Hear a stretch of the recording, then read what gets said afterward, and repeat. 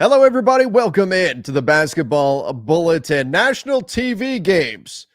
A lot of uproar around fandom right now about how many games their team did or did not get in terms of national TV exposure. I'm Trevor Lane, joined by my guy Donnie today. Donnie, I can't wait to get into this because so many people are mad right now about the national TV schedule. Yeah, I gotta say the tears feel they just taste very good, man. I'm gonna be honest. I saw somebody talking about how many games the Lakers got earlier, and I was like, "You think 39 is a lot? But it could have been easily 60. I don't know, man. Look, should have been." So, jokes aside, yeah, a lot of people are upset, and we're gonna talk about it. I'm excited about it. So here's the list. Now, this is including NBA TV games, but there's the Lakers at the top. And this is the one that a lot of people have problems with 39 national TV games for the Lakers, 36 for the Golden State Warriors. And people say, wait. These are not top tier teams. Why are they getting this hmm kind of exposure? Then you look, the reigning champs, the Boston Celtics, 34 games, the Knicks, 34 games. Okay, those are two top teams in the East, right? The Dallas Mavericks, 30 games. There's Phoenix, 30 games, 29 for Nikola Jokic and the Denver Nuggets. I think most people are focused in right at the top, Lakers, Warriors, Yeah. why these two teams are getting the most national TV games and saying these games should be going somewhere else. Do you agree with that? Should these two teams be getting less exposure than what the NBA is giving them? No, and not really, because I mean it's a popularity contest. That's pretty much what it is. I mean, you got the franchises, the players. It is what it is. The markets, all that stuff, and then also time slots. There's a lot of different variables, so it just makes a lot of sense to give these guys again. When you look at the popularity side, above all else, these two teams the ability to have that many games. I think a lot of those other ones, though, actually, ironically, are really fair. I like a lot of those. Like Philadelphia, I'm cool with that. Dallas, I'm cool with that. It's just the Lakers and Warriors stand out a lot, especially when they're above the Celtics as well on this list. But I'm mostly okay with that. I don't really think they should have too many less. If they are going to take some away, realistically, 3, 4, 5, I think is fine. Not like 15 or anything like that. So No. Well, and I think the reason why you've got so many people shedding tears and screaming to the heavens about the Lakers and the Warriors specifically, it's because these are two of the most polarizing teams in the NBA. And yes, they were both, yep. play-in teams this past season, didn't even advance when we look at the case of the Golden State Warriors. And so people are saying, oh, well, they shouldn't be there. But here's the problem, Donnie. And we're going to get into what teams we think deserve more or less or whatever. But here's ultimately the problem is that there is a thing where we equate how many national TV games to the quality of the team. And that's not what it is Mhm. at all. That's not what the NBA is looking at. That's not what the NBA cares about. That's not what the TV networks care about. They care about how many eyeballs are on that team. And look, LeBron might be going on 40. Steph Curry might be 35, getting into his mid 30s, getting older. But these guys draw more eyeballs than anybody else. And that's what matters. That's why this list Yep. is what it is. So it baffles me when I see people saying, why do the Lakers have this many games? Duh, because more people watch the team and the TV networks want to make money. I don't understand why this is such a difficult concept. Yeah, when you look at this list, everything you just said applies to all these teams. You can see it with all these teams here, whether it's a specific player on the team or the market. They're all popular brands, and they're obviously going to get the most eyeballs, and so that's why they're at the top of the list, right? They want to put them on the screen as much as they possibly can to get as many people watching as long as possible. So that's what they're going for, and I think that's really straightforward and very obvious.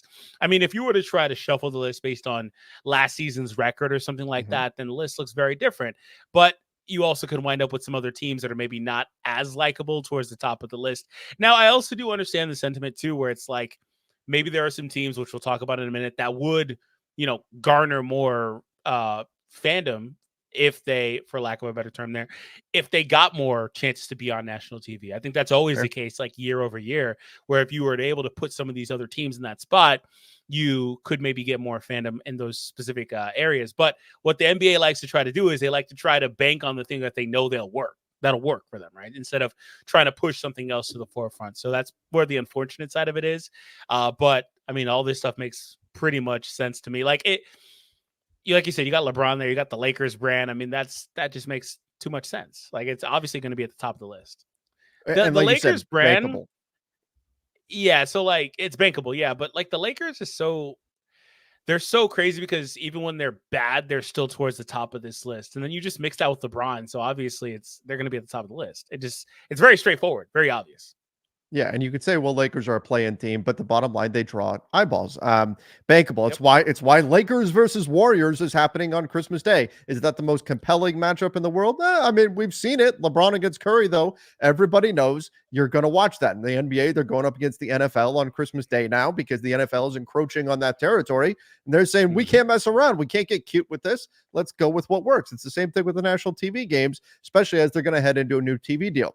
But let's look at this and let's see which teams, if you could, would you give more national TV games to in order to increase the exposure and awareness of those clubs. So scrolling down here, like everybody knows about the Celtics, obviously. The Knicks, they've got a ton of popularity. The Mavs, they've got Luka. I'm not worried about them. The Suns with Durant, not worried about them. Anybody here in this list that you're looking at thinking, oh, maybe the NBA should try to shine more of a spotlight on this team or that team? I also want to pose this question to you guys. Post down below what 3 teams you think the NBA should try to shine a little bit more of a spotlight on, whether that's your specific bias or unbiased opinion. Let us know. So I actually think on the list currently, this is a funny one. I think they're being kind of conservative with the Spurs here. I really do. I think that Wemby should be towards the top of this list. And I think they're being pretty conservative with that. So that's one thing that kind of stands out to me. I also, by the way, think that 21 is a fair number. I just think that Wemby is like for sure a thing, right? So I think that he should be towards the top of the list, 28, 29, somewhere in that area, because like we talked about, I think Wemby's bankable. So he's kind of just straggling down here, right? You even have other players on some of these teams like the Timberwolves, like Ant. I think maybe they could stand to get a few more games. Same for the Thunder. They could stand to get a few more games. But when we start looking at it, the other team that kind of is a little bit of a dark horse here is Memphis. Yes. They are a team that I know they were bad last year, but the last several seasons prior to last year, they were very good. Over 50 wins, I think, in the last 3 seasons or so prior to that. So obviously last year is not the norm, right? So I think that with maybe some of the off-court stuff with Ja, and then coupling that in with the season last year that they had, a little bit of uncertainty there. So they're not really so sure what they want to do there. But Ja was talked about a lot of the same way that Ant was talked about prior to Ja prior to Ja getting into trouble recently. He was talked about a lot of the same way, where he's like one of these guys that's in contention to being one of the future faces of the NBA and is supposed to be one of our better American players, things like that. So I would think that they would try to put him out there a little bit more. Other than that, though, I think a short thing is I think Cleveland should have a little bit more games there. But I think that in terms of marketability, that's probably where it is, because the biggest star there is Donovan, and he's not the biggest star in the world. So maybe that's what it is. That's just it. Like I look at the Cavs and I'm like, I kind of know what they are. They're good, not quite good enough. I'll tell you where the Cavs would excite me is if Evan Mobley takes the next step. Okay, but that's a change I would make next year. I know what Ja is. Ja is electric. And assuming he's back and he's on this mission that we've heard about, yeah, I would put the Memphis Grizzlies on more national television. Now I know that you can't trust it because of what happened last season, and so you kind of got to dip your toe in the water, and that's what 17 games is. But when I look at the Spurs, I look at the Grizzlies, those numbers are going to be much higher next year. Once the NBA feels comfortable that Ja is back, Ja is himself, the Grizzlies are roaring. If I can get a little punny there, they're going to bump that up. The Spurs, Wemby. The Spurs were a tough watch last year because they had such a hard time getting Wemby the ball. They didn't have a point guard really to turn to. So I think once that changes, that number is going to go up too. And I think you do mention, Wemby, he should be higher on this list. They put him on they gave him a coveted Christmas Day spot. If you're going to give him a Christmas Day spot, he should be playing more than 21 nationally televised games. And again, that's including NBA TV, which we can't even count that too much. OKC, I would love to see get more exposure with SGA. I think that team's going to be a problem for years to come. But when I go down the list here, the team that I look at that I think really should get a little bit more exposure, it's the Sacramento Kings. Because when we look at NBA basketball and we look at how much fun it can be, That's the Kings. They're an all offense team. They're extremely explosive. They let the three ball fly. They just made a big acquisition in the offseason with DeMar DeRozan. I'm a believer in the Sacramento Kings. I'm surprised that they're only sitting there with 12 games nationally televised, because this is maybe not the biggest names, but this is a team where you sit down to watch them and you walk away from it going, damn, that was fun. And I think that's something the NBA needs to focus on a bit more. Yeah, definitely. I think they should really lean into that aspect much more. The Kings are really interesting because, like you said, they're really fun to watch. I love how they fly up and down the court. They are getting into it and they are moving. And it's really bad because, as a Lakers fan, they just blow us out when they do that because we just, for whatever reason, can't keep up with it. Anyway, it's funny, though, because when you look at the rest of the division, they're just sitting here with like 10 games less than even the Clippers, which is interesting too, because I mean, if you go based off of merit, maybe even a little bit, like, I don't want to throw a little bit of salt towards Kawhi. I think he's still the biggest star, obviously, between the Clippers and Kings, but I think you might have a little bit of an easier time marketing the Kings today. And I think that's a little bit of the NBA trying to play it safe with them because of the fact they went through such a massive drought, right? So I think that they're maybe trying to play it a little bit safe with them still, maybe not so sure what they are, a little bit unsure about how much improvement they'll have with the changes that they made this year. But yeah, it's definitely interesting to see them down here as well. All right, so let's get to this, because you scroll down and you've got the have-nots, the Wizards sitting at 5. And again, most of these are nationally televised games. There's a number of NBA TV games. A number of these teams at the bottom, when you look at the non-NBA TV games, they've got one. It's like the token one nationally televised game that some of these teams have. We talk about teams that should have more games. I'm not pulling, if I'm the NBA, I'm not pulling games away from the Lakers, not pulling games away from the Warriors, because I want the ratings, I want the eyeballs, but I still want to give exposure to some of these other teams. Who's losing games? In order to give more games to the Thunder, to the Grizzlies, to the Kings, to some of those other teams we just named, you've got to pull games away from some of these squads. Who are you taking games away from? Oh man, I have no idea, honestly. I might have said Philly, but I think they're going to be really fun to watch this year with the addition of PG. He's finally likable again for me. I was probably going to go there, but I mean, outside of that, you start looking at teams that are good, but maybe not, the most marketable. That's pretty much what you look at. And what stands out to me, and this is pretty blasphemous because they could easily be the next team, the best team in the league next year, and that's the Thunder. I don't want to take any games away from them, but when you factor in all the things we've talked about, they kind of stand out to me. When you look at the top of the list, you're like Boston, New York, LA, Golden State. It's like there's not a lot there, right? So Oklahoma that's kind City. of what I would look. Yeah. So that's my point, right? So like I don't want to take anything from them. It's just they kind of stand out a little bit. The other things there are like Dallas. We're not taking anything away from Luka, obviously. Like they kind of stand out a little bit. Maybe you could go down the middle, take a few from Minnesota, I guess, to keep things a little bit even. But even then, you got Anthony Edwards, like, right? Yeah, like he's like really, really becoming a household name this past season or so. So there's not really anybody I would like to take anything away from. I did have a question though. Yeah, because I don't know this, and I'm sure a lot of people may be wondering this as well. If we get like, do these numbers include matchups like Golden State Lakers Christmas Day? Is that factored in as a one for both, or just the home team? Or yeah, I think that's a one for both.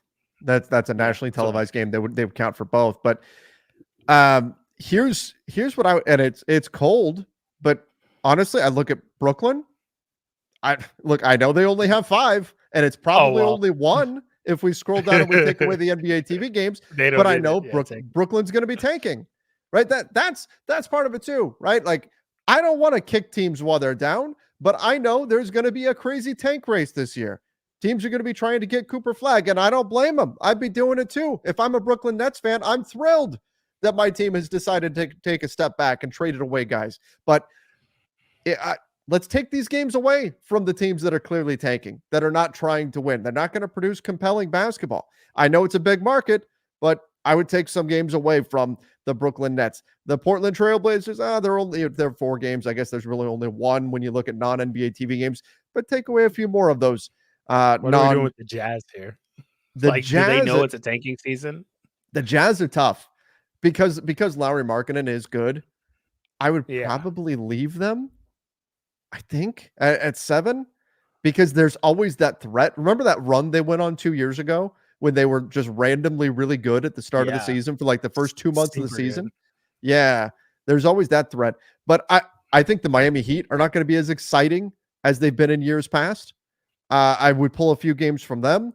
Honestly, I know they were one of your teams. I'd pull a few games from the Cavs. I'd pull a few games from the Clippers. Like I think the Clippers are taking a bit of a step back. I know they're an LA team, and maybe it's biased because I'm a Lakers guy, but I think without Paul George, they're going to take a little bit of a step back. I know they just opened their new arena, and so that's going to be a tough sell.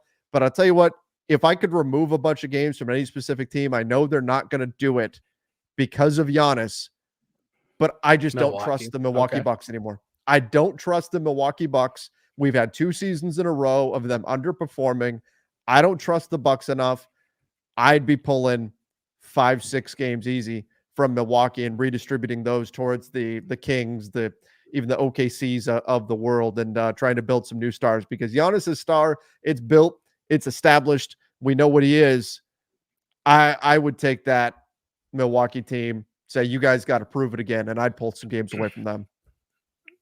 I'd agree, and maybe this year they're able to stay healthy. Maybe things go a little bit differently for them. Bucks fan, I'm rooting for you, Bucks fans, excuse me. But I also got to say that there is another layer to that Milwaukee piece, and that's Uh-huh. still the intrigue of adding Damon. We still need to see that potentially be Sure. successful, right? So they've still got one of the best duos in the league on paper, anyway, and I think that's why they're still here pretty high on the list. It's not just Giannis; Dame's got a pretty big star too. So I think that's why they Very wouldn't true. take anything from them, unfortunately. Yeah, that's a good point. Dame Lillard obviously didn't quite look like himself. It was No, Dame not at time. all. It was, but not quite Dame time last year in Milwaukee. But bottom line, there's a lot of very good teams in the NBA. There's a lot of teams we'd like to see get more exposure, and maybe season after next with the new TV deal coming in, there's going to be even more nationally televised games to go around. For right now, the Lakers remain at the top. 39 nationally televised games with LeBron James. You knew it was coming. You may call them a play-in team, but it was going to happen. Same thing with the Golden State Warriors. And you know what, Donnie? I think that the tiers, they're just going to keep filling up, right? We're just going to continue. The water level is going to keep rising as people are upset over these nationally TV games. But I think there's reason for it. There's a reason behind why the NBA did what they did with this. It makes sense to me. Yes, I would tweak things a little bit here and there if I could, but maybe I'm biased, but I can't complain too much with this list as it is. And frankly, I'm a little bit surprised at how upset people have gotten. Yeah, the last thing I wanted to kind of say, well, I had two minor things. The first thing is also, this is another reason why they're listed this way, is social media. If they can put LeBron or Curry or these guys on your TV as much as possible, then that's going to get you talking about it. And they love dominating social media. So that's one of the reasons why too. And then other thing, if you could pull back up that list really quick, Mm-hmm. aside from Milwaukee, I just got to ask you, Trevor, if you can't pick Milwaukee, because that's the one you kind of isolated there, who are you Yeah, taking games from here? Because they're I there's like no one else. I know. I picked on Milwaukee a bit. Milwaukee has felt my wrath a few times this summer. I don't trust that team. I would, Like you know at the what? top of the list, there's no one. I would pull games from the Clippers. But again, people will say, "Oh, that's the Lakers bias coming in." I would pull a handful of games from the Cavs. I'm not that excited by them. The Pacers, I wouldn't. They're an exciting, fun team. I would pull some games from the Heat. The Rockets, I would not. The Magic, I would not. The Hawks, I mean, Trey is still a big star, but they're not that compelling. And then again, the bottom of the list, the tanking teams. You're gonna tank. Go for it. Do your thing. You won't be on the list next year. You're going to get Cooper Flag, right? That number's going to go way up. But I don't mean to kick them all down, but Chicago, Washington, Detroit, Portland, Toronto, I don't need to see you on national TV. Let's focus that attention towards the other teams that are really going for it, that are exciting teams, Yeah. and then we'll wait and we'll go back to you next year. Those are the teams that I would pull from. And I know that feels like robbing from the poor to feed the rich here, but that's the way I would No, go if it was me. I don't think those games would go to the rich in this case. I think they'd go to the teams that are towards the middle, like we talked about Yeah. earlier in the middle of the list, or a team like Orlando, which we talked about off camera, didn't really bring up in this video, but obviously a young, exciting team that should get more than 9 games. And also, it's funny when you look towards the middle of the list because we have teams like New Orleans who should have a bankable guy there, but there's just so much uncertainty. So you see why they stayed away a little bit with this list too. So it's just a lot of weirdness. Really, the huge takeaway from this is if you're a sure thing, you're getting a lot of national games, 20 Yes. plus, easy. If there's any question, if you're tanking, if you don't have a star, if there's any question, you're not. It's really that simple. And you could have a very popular name like a Zion Williamson, but if there's uncertainty about him and how many games he's going to play, because that's always a thing with him, or his team around him, they're going to sit you towards the middle. So that's kind of what they're doing here. And it makes sense. It's a ratings thing. And I think there's one other piece to this. Take a look at the map, the NBA map here. And part of the issue is that second game in terms of the national TV schedule. It's easy finding a game in the Eastern time zone. That's no problem. Yep. But finding a Pacific time zone 7:30 tip is not always easy, and finding a compelling team. There's not nearly as many teams as there are that are in that Eastern time zone that you can pull from. So that's part of it too. When you're looking to put on 2 games, when we talk about like the TNT games, and you've got the one game to start and then the second game to finish it off, finding that second game to finish off isn't always easy, given that there's just more teams moving towards the eastern side of the country. So that's part of it too. It's going to push national TV games towards those Pacific Coast teams because there just aren't as many options. I'd bet that's where a huge portion of the Lakers Warriors games are coming from. Sure. Is those nightcaps basically where they have to basically put something nice there, right? And that's what they're going to settle for. I mean, there's not a lot else there, but that's where you can make the argument that like, look at the map. The Kings, what are they doing with like 12 games? That doesn't make any sense. Exactly. Don't take games away from the spot. Lakers or Warriors, but come on, let's shift some over to Sacramento. No, the Lakers need 45. Yeah, that's right. But you know what? Just put them all on national TV. 82 games, nationally televised. Ratings will go through the roof. I like that because LeBron plays better on national TV. Like he knows people are watching. Let's go. Let's make that happen. All right, everybody. Give us your thoughts in the comment section down below, and go check out the latest video. Broke down Team USA, what their roster actually needs to look like for the 2028 Olympics. 2024, they won gold. But goodbye LeBron, goodbye Steph, goodbye KD.